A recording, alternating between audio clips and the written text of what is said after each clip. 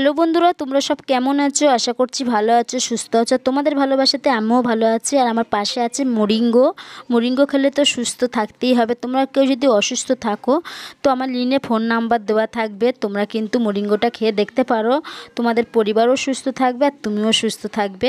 তো যাই হোক, এতক্ষণ আমি ছাদে বসেছিলাম। কেন কদিন ধরে পাখিরা দেখছি কাকিমাদের সিঁড়ির ঘরে ওই কাঁচটা রয়েছে, কাঁচে টুকটুক করে আওয়াজ করে। তো আমি রোজই ভাবি যে কি আওয়াজ করে, কিন্তু ছাদে গিয়ে দেখি যে কিছুই দেখতে পাইনি। তো আজকে আস্তে আস্তে ছাদে গিয়ে দেখি যে পাখিটা প্রতিদিন এসে কাছে গিয়ে টুকটুক করে আওয়াজ করে। তো একটু ভিডিও করে নিয়েছি, নিয়ে তোমাদেরকেও একটু দেখিয়ে দিলাম। তারপরে আমি সিঁড়ি ঘরে চলে এসেছি। আর আমি এখন কিন্তু মিটিং শুনছি। কেন 7টা থেকে আমি 8:30 পর্যন্ত মিটিং থাকে। তো আমি কর্ডটা কেন কানে দিয়ে মিটিংটা শুনি, কেন আমি কাজও করি আর মিটিংটা শুনি, তাহলে দুটো কাজ একসঙ্গে হয়ে গেল, ওই জন্য আর কি।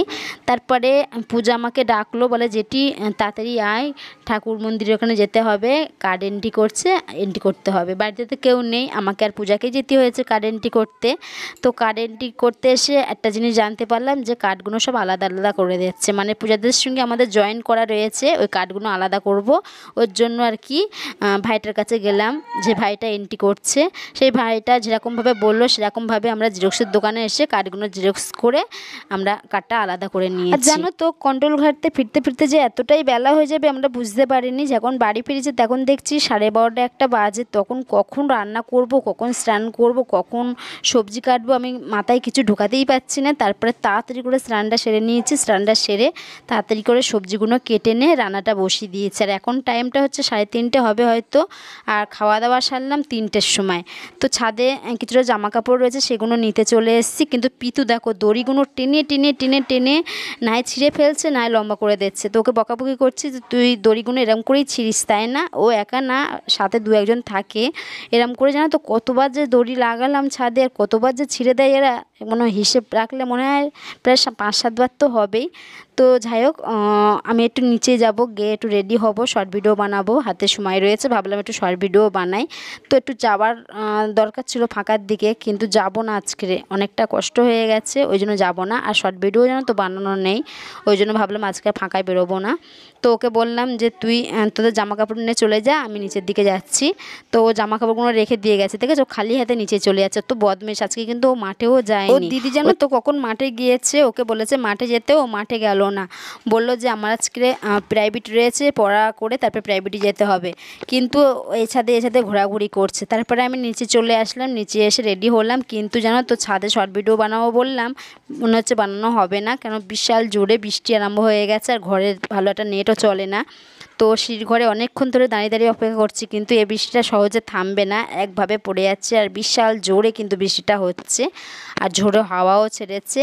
আর আমাদের সিঁড়ি ঘরের ওপরে যেন তোর টিন লাগানো রয়েছে, এত জোরে আওয়াজ হয়, বেশিক্ষণ এখানে থাকা যায় না। তা যাই হোক, এখানে বেশিক্ষণ দাঁড়িয়ে দরকার নেই, নিচের দিকে নেমে যাবো। নিচের দিকে গিয়ে ঘরের দিকে গিয়ে দেখবো শর্ট ভিডিও বানানো যায় কি না, না বানানো যায় তা কাকিমাদের বাড়ির দিকে যাবো। কেন কাকিমাদের দরকার রয়েছে, দরকারটা বলতে আর কি সন্দেশ বানাতে যাবো। কেন আমার একটা পুচকে দেওর হয়েছে, সেই পুচকে দেওরের ষষ্ঠী পুজো এসে যাচ্ছে।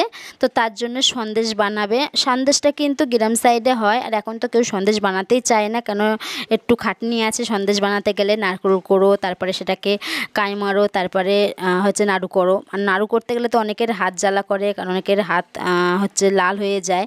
তো ওই জন্য অনেকে বানাতে চায় না। কিন্তু আমাদের গ্রাম সাইডে কিন্তু ষষ্ঠী পুজোতে সন্দেশটা করে, আগে হয়ে এসে, এখন মানুষ খুব কম করছে। আর 3টে মেয়ের পরে একটা ছেলে হয়েছে, খুবই আনন্দের ব্যাপার। পুচকে দেওর হয় আমার। তো ওই পুচকে দেওরের ষষ্ঠী পুজোর কিন্তু এখানে সন্দেশ হচ্ছে। আর আমার আসার আগে কিন্তু এখানে অনেকে চলে এসছে, অনেকটা সন্দেশ বানিয়েও নিয়েছে। তো আমি এখনও হাত লাগাইনি, এখনও সবাই বানাচ্ছে, আর এখনও বানাতে অনেকটা বাকি রয়েছে। তো এখানে খুশাউরা আছে, যারা আছে, আর আমি তো আছি বললাম।